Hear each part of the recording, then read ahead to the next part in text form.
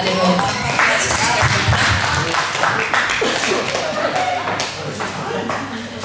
Good afternoon po. Hindi ko alam, parang inuusig ako dun sa upuan ko. Kasi hindi ko alam kung anong sasabihin ko. Ayokong tumayo kasi baka Pero,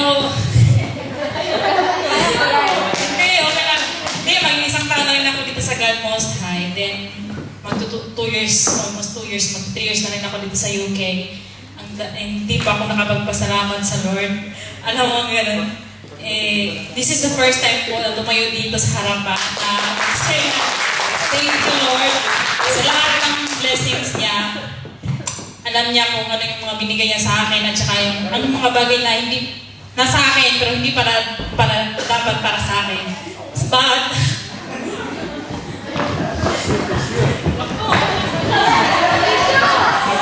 hindi, gusto ko lang i-share kung anong ginawa ni Lord sa akin.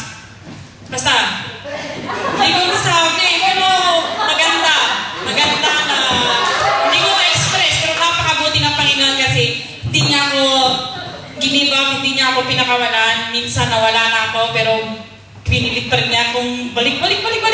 And then, God is always with me and with us, and I know na meron siyang plano para sa atin lahat na hindi na natin plano, pero yung sa Kanya is the best para sa atin. Hindi natin na-acknowledge na yun pala. Kahit masakit, kahit tinutuwid ka na, feeling mo, pero yun pala ang the best para sa'yo. Thank you, Lord.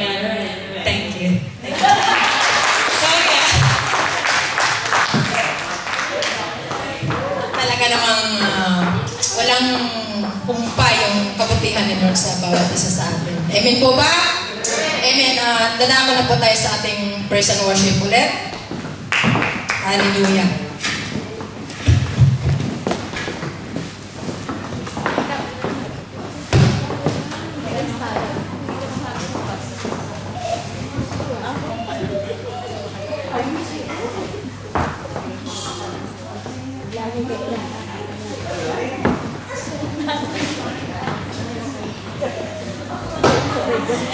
Hallelujah. Ako'y natutuwa talaga sa araw na ito.